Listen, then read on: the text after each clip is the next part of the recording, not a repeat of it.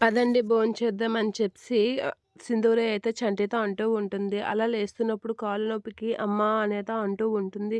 "ఏమైంది అమ్మాయి గారు కూర్చోండి" అని చెప్పి చంటి అయితే కూర్చోబెడుతూ ఉంటాడు. "ఏమైంది కాలుకి" అనేది అడుగుతూ ఉంటుంది.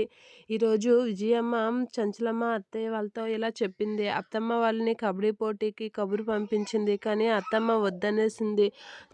అత్తమ్మ వద్దనేస్తే విజయమ్మ గెలుస్తుందని భయంతో మళ్ళీ విజయమ్మే గెలిచింది గాని గర్వం చూపిస్తుందని అత్తమ్మకు బదులుగా నేను గెలవడానికి ఆడుతున్నాను అనేత అంటూ ఉంటుంది సింధూర. ఆ మాటలు విని చంటి అయితే షాక్ అవుతూ ఉంటాడు. ఏంటి కబడ్డీ పోటీలా అనైతే షాక్ అవుతూ ఉంటాడు. అవునండి, అందుకే అత్తమ్మని ఒప్పించి కబడ్డీ పోటీలకి నేనే ఆడుతానని అత్తమ్మని ఒప్పించి ఈ ఊరు పరువు కాపాడడానికి కబడ్డీ పోటీలో నెగ్గుతానని చెప్పాను అనేత అంటూ ఉంటుంది. ఆ మాటలకి చంటి అయితే షాక్ అవుతూ ఉంటాడు. ఏంటి విజయంతో తలబడతావా అనైతే షాక్ అవుతూ ఉంటాడు. ఇక కేశవ అయితే చంచలమ్మతో ఇలా అంటూ ఉంటాడు. సింధూరతో ఎందుకు చంచలమ్మ, మళ్ళీ ఓడిపోతే మళ్ళీ పరువు పోతుంది అనైతే కేశవ అంటూ ఉంటాడు. ఆ మాటలకి చంచలమ్మ అయితే అలా చూస్తూ ఈ ఊరి పరువు ఈ పరువంతా కాపాడేది సింధూర మాత్రమే. సింధూర ఖచ్చితంగా కబడ్డీ పోటీలో గెలిచి మన ఊరి పరువు కాపాడుతుంది అనైతే గట్టిగా చెప్తూ ఉంటుంది చంచలమ్మ. అలా చెప్పేసరికి కేశవ అయితే షాక్ అవుతూ ఉంటాడు.